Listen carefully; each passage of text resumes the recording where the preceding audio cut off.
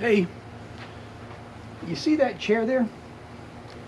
You know, a lot of times I like to sit out here in the afternoon when it's shady and sit in that chair.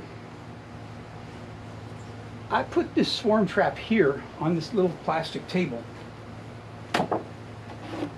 And the plan was I was going to load it up with some swarm commander and hang it in the tree.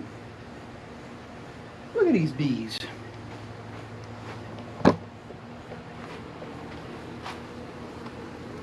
And they are all up in here. Can you see that? They are all up in there. So I figure I'm going to test the 3 feet or 3 miles rule here. I'm just going to move them a little bit.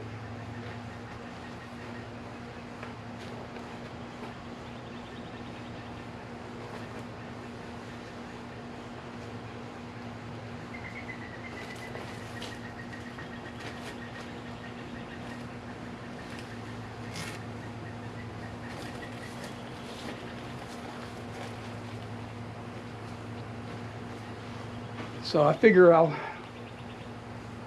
see how they do, and tomorrow I'll come out here and I'll move them a little farther. Crazy bees, man.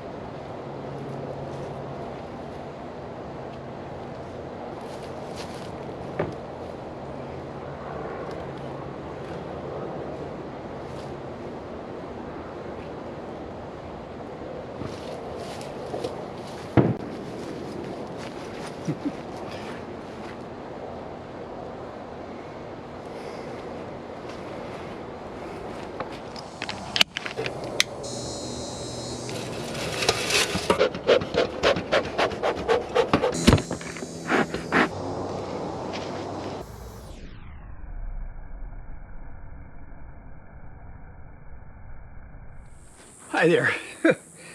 Sorry, I'm all hot and sweaty today. You know, when you keep bees, it just never ends. There's always stuff to do. A lot of you know, I went on vacation not too long ago, went out and saw my son in Portland, and I had a dead out, you know, so I lost a colony. All right, I felt bad about it. But here's what happens if you get just a little bit lazy and a little bit complacent. I had a heck of a mess, and I just got into this box here, and wax moths had taken it over. I don't know how well you can see that, but even now, I'm still digging moths out of that. And there's still some alive ones in this hole. I wish I had some chickens, actually. But they've completely damaged up all the sides, all this woodwork. And the combs, well, I've been cleaning the combs. That's what they do. They'll get into every crack and crevice. They get all up inside here, and they've scarred this wood all up.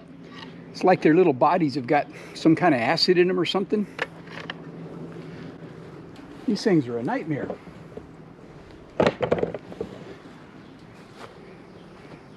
So look at that, they punched all the way through in a lot of cases. So with these frames, I'm thinking about what I'm going to do with this. You know, with the box, I don't like to leave all those holes in the box, because if I put bees back in this box, I think I'm going to get a lot of you know, places for hive beetles and wax moths to hide. I don't know if you can see it. Look at that Big old fat one climbing up the wall right there. So when you get something like this, your choice is going to be, you can either replace the box, or you can, what I might do, I mean, I use these nukes sometimes. This is my old style nuke. You know, it's got the smaller, this one's just made out of plywood, but it's just the smaller sides. This isn't a really expensive one. But if I decide to keep it, what I'll do is I'll mix up some wood putty and I'll fill all this in, you know, so that there won't be anything for any place for the hive beetles to hide. But man, that sure is a mess. And like I said, kind of makes me wish that I had chickens, because they'd be really happy cleaning those things up right now. All right, this is Bruce. I'll be back. Hey, man, it's a hot day. I'm beat. Well, I didn't really film a lot of it, but it's been a funny year. You know, the rains came real late, and when they started raining, it started getting sporadic.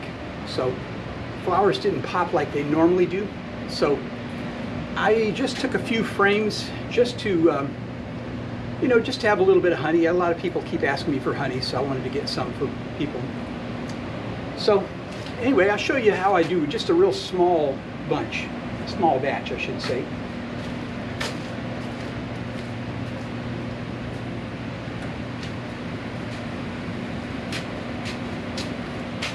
You know, first of all, while I was working, I had a couple small pieces of comb break off, you know, because I'm mostly foundationless. So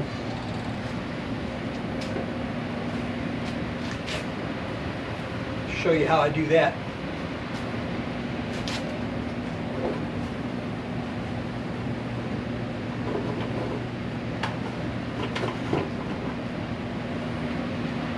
So, food grade bucket that's been washed, and a nylon paint strainer bag, 5-gallon paint strainer bag. These things are great. I love them. I use them for everything. Unfortunately, there's a few bees in here and some honey and stuff, but it goes in. Okay, I'll leave that honey to drain out. Okay, so this is what I use for a decapping tank here. So I've got these two bins. This one's a little bit deeper than this one, and I've drilled holes all the way around. So this will drain out.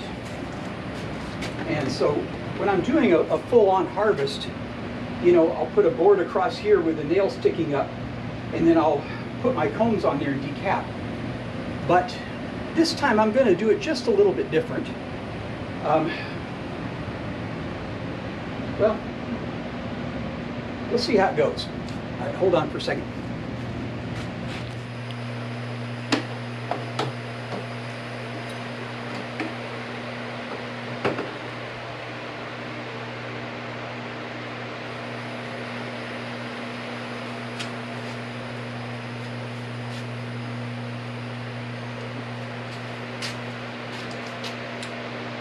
So, just a small harvest. You can see where some of it kind of broke off a little bit.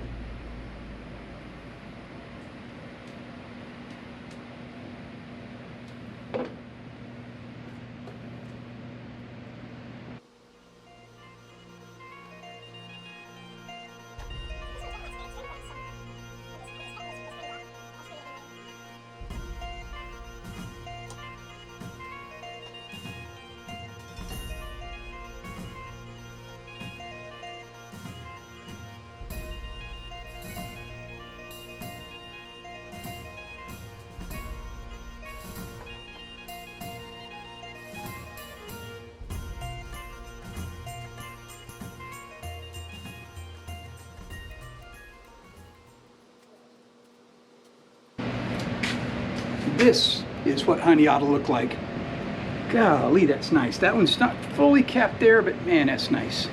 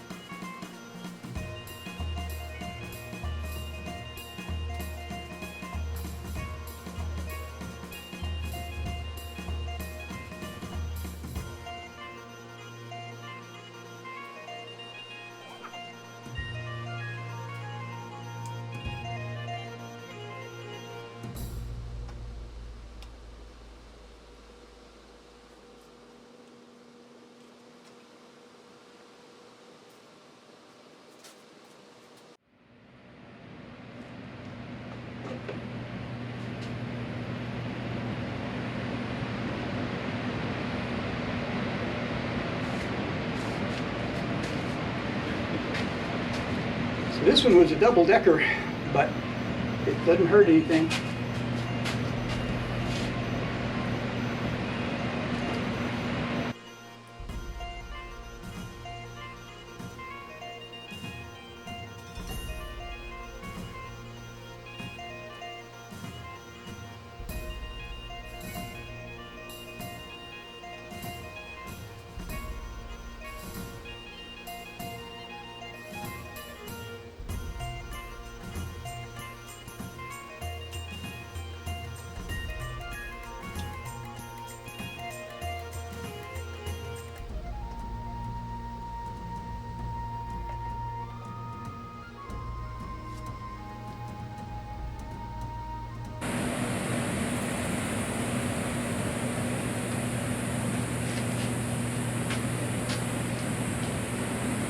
Okay, so there is a 5-gallon bucket full of honeycomb, and I got a plan on what I'm going to do with it, so let's see how it goes. I'm going to clean this stuff up a little bit first, though.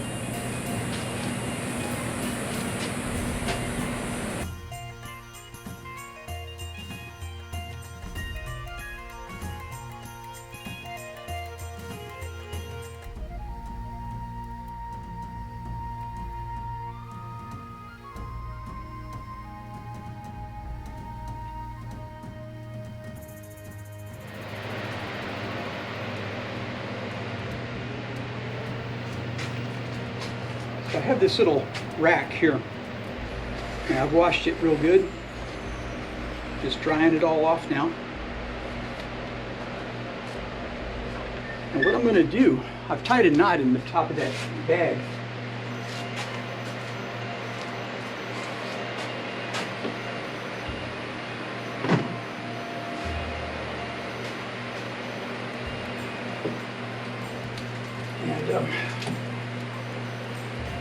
And I'm just going to put this in here and let that just drain right off. In fact, I'll kind of squeeze it a little bit to help the process some.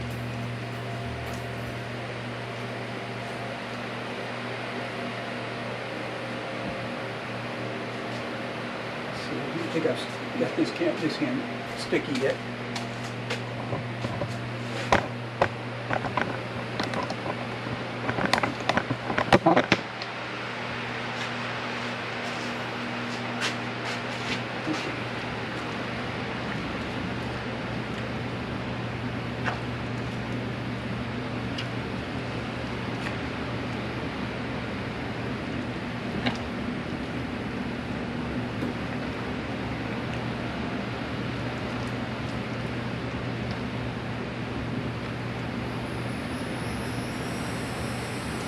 It's good to do this on a hot day like this because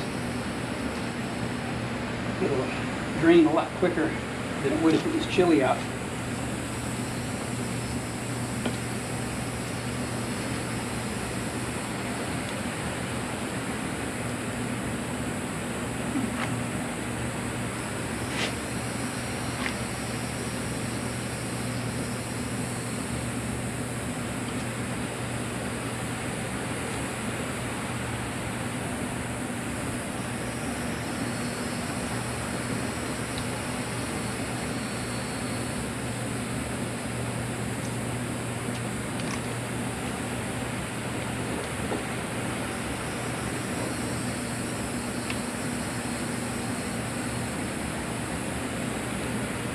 Seen some beekeepers use a honey press. That might be a good idea for this kind of operation. It will press right down.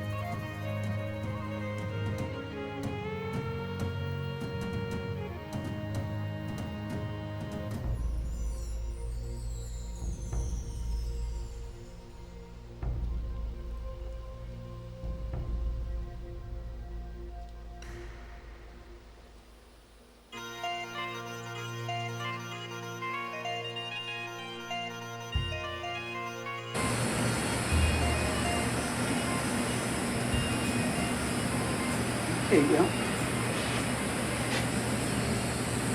I'll pause here, and I'm going to let this drain a little bit. And at some point, I'll dump this tub out, but that's where I'll stop for a minute.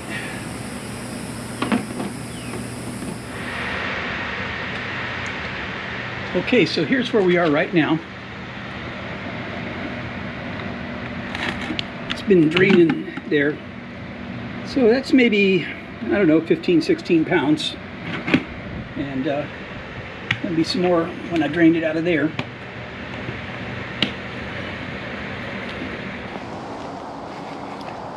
So the dragon fruit bloomed last night. Dragon fruit are great, you know. There's a couple over here too. What they do is they'll bloom for one night. Late afternoon they'll bloom. And then, oh, there's one up there.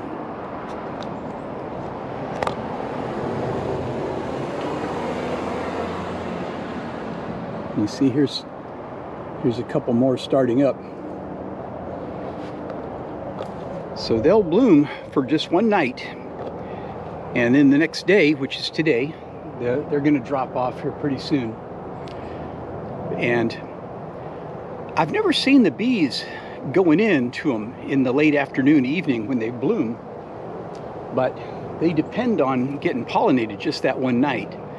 And then at the base of where the flower is, that's where the dragon fruit's going to grow. Wonderful things. Okay, so I appreciate you sticking with me this long. I just wanted to show a little bit about how I do my honey. This isn't really how I do my honey. This was just a short harvest. I have had a lot of people asking me for honey, and it's been such a funny year with the rain and everything that I decided to just do kind of a mini harvest. Only took 10 frames, and I ended up with about 20 pounds. That's not a lot, but that'll give some people who've been asking me for some honey. And of course, I always like it, you know, when you get done. It's a lot of work on a hot day, and I've got to bottle up what I've got now, but the bees, they just love it. They're cleaning up everything now.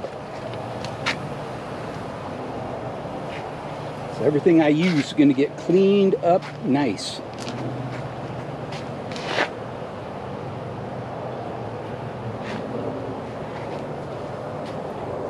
You know, when you keep bees, it keeps you busy. You know, there's always stuff to do. There's always a little bit of work you got to get done. You always need to draw honey and clean everything up. You need to bottle it and sell it, if that's what you like to do. You always have to build equipment. Beekeeping keeps you young at heart, and it's really good.